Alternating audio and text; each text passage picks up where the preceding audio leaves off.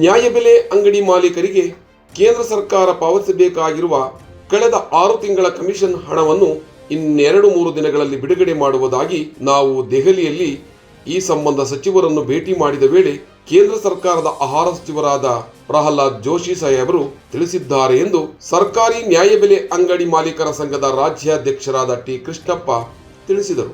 ನ್ಯಾಯಬೆಲೆ ಅಂಗಡಿ ಮಾಲೀಕರು ಎದುರಿಸುತ್ತಿರುವ ಸಮಸ್ಯೆಗಳ ಬಗ್ಗೆ ಚರ್ಚಿಸುವ ಸಲುವಾಗಿ ನಾವು ದೆಹಲಿಯ ಭೇಟಿ ಸಂಬಂಧ ಸುದ್ದಿಗಾರರೊಂದಿಗೆ ಮಾತನಾಡಿದ ಟಿ ಕೃಷ್ಣಪ್ಪರವರು ಕೇಂದ್ರ ಆಹಾರ ಸಚಿವರಾದ Prahlad Joshi, H D Kumaraswamy, V Somanna ಹಾಗೂ ಶೋಭಾ ಕರಂದ್ಲಾಜೆ ಮೇಡಮ್ ರವರು ಸೇರಿದಂತೆ ಕೇಂದ್ರ ಸರ್ಕಾರದ ಆಹಾರ ಇಲಾಖೆಯ ಜಂಟಿ ನಿರ್ದೇಶಕರನ್ನು ಭೇಟಿ ಮಾಡುವ ಮೂಲಕ ಆಹಾರ ಇಲಾಖೆಯ ನ್ಯಾಯಬೆಲೆ ಅಂಗಡಿ ಮಾಲೀಕರು ಎದುರಿಸುತ್ತಿರುವ ಸಮಸ್ಯೆಗಳ ಬಗ್ಗೆ ಚರ್ಚಿಸಲಾಗಿದೆ ಎಂದರು. ಈಗ ನಿನ್ನೆ 8ನೇ ತಾರೀಕು ಡೆಲ್ಲಿಗೆ ಹೋಗಿದ್ದೆ. ಮಾನ್ಯ ಪ್ರಹ್ಲಾದ್ ಜೋಶಿ ಸಾಹೇಬರು ಟೈಮ್ ಕೊಟ್ಟಿದ್ರು ನಮಗೆ. 9ನೇ ತಾರೀಕು ಬೆಳಿಗ್ಗೆ ರಾಷ್ಟ್ರದ ಎಲ್ಲ ನಿಮ್ಮ ಪಡಿತರ ವಿತರಕರ ಸಂಘದವರೆಲ್ಲ ಬಂದು ಭೇಟಿ ಮಾಡಿ ಸಮಯ ಕೊಟ್ಟಿದ್ದೀನಿ ಅಂತ ಹೇಳಿದರು. ಅದೇ ರೀತಿ ಹೋದೋ ಅದು ಸೋಮವಾರದಿಂದ ಅವರಿಗೆ ಬಜೆ ಇದ್ದಿತ್ತು, ಪಾರ್ಲಿಮೆಂಟ್ಲಿ ಇರೋದ್ರಿಂದ ನಾವು ಭಾನುವಾರ ಸಾಯಂಕಾಲ ಒಂದು ಸುಮ್ಮನೆ ಫೋನ್ ಮಾಡಿದೆ, ಮನೆಗೆ ಹೋಗಿದ್ದು ಬರೋಣ ಅಂತ. ಫ್ರೀ ಇದ್ದೀನಿ ಬಂದ್ಬಿಡಿ ಅಂತ ಅಂದರು. ಹೋದ ಒಂದು ಸುಮಾರು ಅರ್ಧ ಗಂಟೆ ಚರ್ಚೆ ಮಾಡಿದೆ. ನಾವು ಸೆಂಟ್ರಲ್ ಸೆಕ್ರೆಟ್ರಿ, ನಾನು ಮತ್ತು ಖಜಾಂಚಿ ಇವರೆಲ್ಲ ಒಂದು 20 ಜನ ಸೇರಿ ಮಿನಿಸ್ಟರ್ ಹತ್ರ ನಮ್ಮ ಇಡೀ ದೇಶದ ಸಮಸ್ಯೆ, ವಿಶೇಷವಾಗಿ ಕರ್ನಾಟಕದ ರಾಜ್ಯದ ಮಾಲೀಕರ ಸಮಸ್ಯೆಗಳು ಮತ್ತು ಇವ್ರದ್ದು ಕಾರ್ಡ್ದಾರರ ಸಮಸ್ಯೆಗಳ ಬಗ್ಗೆ ಇದೆಲ್ಲ ಚರ್ಚೆ ಮಾಡಿ ಮನೆ ಸಚಿವರು ಸಹ ಒಪ್ಪಿದ್ರು. ಈ ದೇಶಾದ್ಯಂತ ಒಂದೇ ಮಾಡಬೇಕಾಗಿದೆ, ಅದರಿಂದ ಸ್ವಲ್ಪ ಸಮಯ ಕೊಡಿ, ಇಲಾಖೆ ಅಧಿಕಾರಿಗಳ ಹತ್ರ ಚರ್ಚೆ ಮಾಡಿ ನಾನು ಬಗೆಹರಿಸ್ತೀನಿ ಅಂತ ಹೇಳಿದ್ರು. ಅದಾದಮೇಲೆ ಮಾನ್ಯ ಮಾಜಿ ಮುಖ್ಯಮಂತ್ರಿಗಳು ಕೇಂದ್ರ ಸಚಿವರಾದಂಥ ಕುಮಾರಣ್ಣ ಸಾಹೇಬ್ರ ಹತ್ರನೂ ಹೋಗಿದ್ವಿ, ಸೋಮಣ್ಣ ಸಾಹೇಬ್ರನ್ನು ಭೇಟಿ ಮಾಡಿದ್ವಿ, ಮತ್ತು ಶೋಭಾ ಮೇಡಮ್ನವರು ಭೇಟಿ ಮಾಡಿದ್ವಿ. ಅಲ್ಲಿ ಜಂಟಿ ನಿರ್ದೇಶಕರು, ನಮ್ಮ ಆಹಾರ ಇಲಾಖೆಯ ಕೇಂದ್ರ ಸರ್ಕಾರದ ಅಧಿಕಾರಿಗಳು, ಜಂಟಿ ನಿರ್ದೇಶಕರು ಮತ್ತು ಇವ್ರನ್ನು ಭೇಟಿ ಮಾಡಿ ಎಲ್ಲ ಮನವಿ ಕೊಟ್ವಿ. ಮನವಿ ಕೊಟ್ಟಾದಮೇಲೆ ಅವರು ಒಪ್ಕೊಂಡ್ರು. ಮಿನಿಸ್ಟರ್ ಹೇಳಿದ ಮೇಲೆ ನಾವು ಹಂತವಾಗಿ ಮಾಡ್ತೀವಿ ಅಂತ. ನಮಗೇನಾಗಿದೆ, ಇಂದ 6 ತಿಂಗಳಿಂದ ಕೇಂದ್ರ ಸರ್ಕಾರ ದುಡ್ಡು ನಮ್ಮ ಮಾಲೀಕರಿಗೆ ಕಮಿಷನ್ ಬಂದಿರಲಿಲ್ಲ.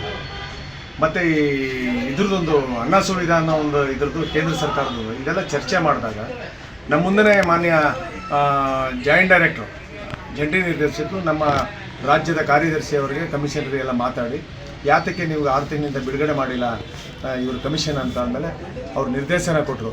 2 ಡೇಸಲ್ಲಿ 2 ದಿವಸದಲ್ಲಿ ಅವ್ರಿಗೆ ಹಣ ಪಾವತಿ ಮಾಡಿಸ್ಬೇಕು, ಏನಾರು ಇದ್ದರೆ ನಮಗೆ ಲೆಟ್ರ್ ಬರ್ರಿ ನೀವು, ನಾವು ಅಲ್ಲೇ 1 ತಿಂಗಳಾಗಿದೆ 69 ಕೋಟಿ ಕೊಟ್ಟು ಅದು ಯಾಕೆ ಇಶ್ಯೂ ಮಾಡಿಲ್ಲ ಅಂತ ಎಲ್ಲ ಆರ್ಗ್ಯೂ ಮಾಡಿದರು ನಮ್ಮ ಮುಂದೆ.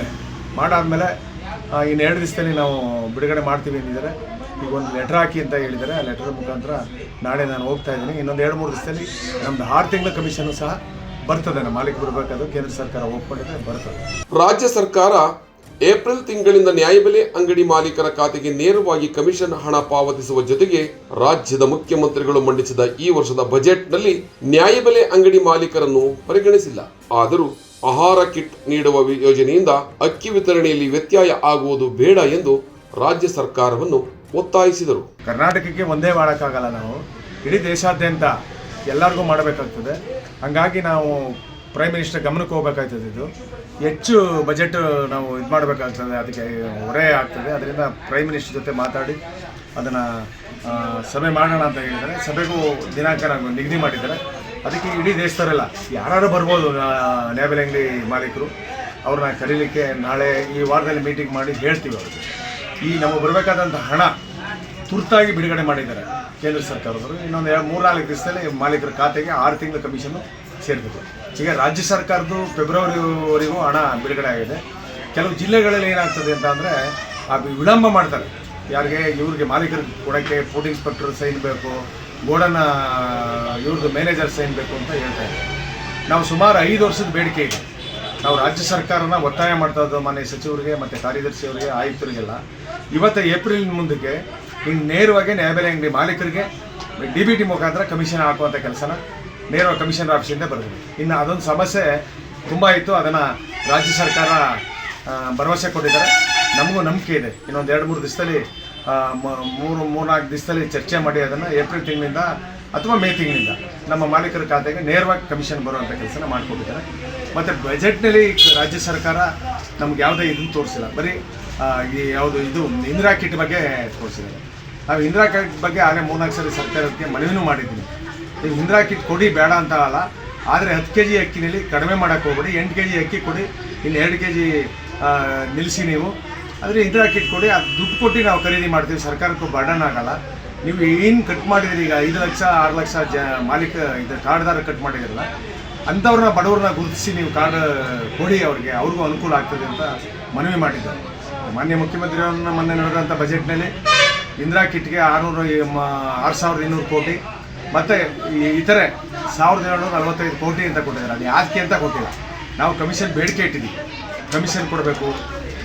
ಮತ್ತು ಈ ಏನೇನು ಹೊಸ್ದಾಗಿ ಬರುವಂಥದ್ದು ಏನೇನಿದೆ ಈ ಪಾಸ್ ಫೀಸನು ಮತ್ತು ಇವೆಲ್ಲ ಅವ್ರದ್ದು ಸರ್ಕಾರದ ವತಿಯಿಂದ ನೀವು ನಮಗೆ ಕೊಡಿಸಿ ಅಂತ ಅಂದ್ಬಿಟ್ಟು ಮಾಡಿದ್ವಿ. ಯಾತಕ್ಕೆ ಮಾಡ್ತಾರೆ ಅಂತ ಗೊತ್ತಿಲ್ಲ. ನಾಳೆ ನಾನು ಮಾನ್ಯ ಮಂತ್ರಿಯವ್ರನ್ನ ಮುಖ್ಯಮಂತ್ರಿಯವ್ರನ್ನ ಭೇಟಿ ಮಾಡಿ, ನಿನ್ನೆ ಡೆಲ್ಲಿನಲ್ಲಿ ಉಪಮುಖ್ಯಮಂತ್ರಿಯವ್ರನ್ನ ಭೇಟಿ ಮಾಡಿ ಮನವಿ ಮಾಡಿದ್ದೀನಿ. ನಾನು ಡೆಲ್ಲಿಗೆ ಬಂದಿರೋರು, ಮುಂದಕ್ಕೆ ಏನಾಗ್ತದೆ ನೋಡೋಣ. ಬಟ್ ನಮಗೆ ಭರವಸೆ ಕೊಟ್ಟಿದ್ದಾರೆ ಕೇಂದ್ರ ಸರ್ಕಾರ, ನೇರವಾಗಿ ನಮ್ಮ ಮುಂದೆ ಡೈರೆಕ್ಷನ್ ಕೊಟ್ಟಿದ್ದಾರೆ ರಾಜ್ಯ ಸರ್ಕಾರಕ್ಕೆ. ಅದಂತೂ ಬಿಡುಗಡೆ ಇನ್ನು 3-4 ಸಲ ಮಾಲೀಕರ ಖಾತೆಗೆ ಜಮಾ ಆಗ್ತಾ ಇದೆ. ಅದರಿಂದ ನಮಗೆ ಇಂದಿರಾ ಕಿಟ್ ಕೊಡೋದನ್ನ ನಾವೇನು ವಿರೋಧ ಮಾಡಲ್ಲ, ಆದರೆ ಅಕ್ಕಿನ ನೀವು ಪೂರ್ತಿ 5 kg ಕಟ್ ಮಾಡಬೇಡಿ, 8 kgನೋ 7 kgನೋ ಕೊಡಿ ಅಂತ ನಾವು ಸರ್ಕಾರ ಮಾಡ್ತಾ ಇದ್ದೀವಿ.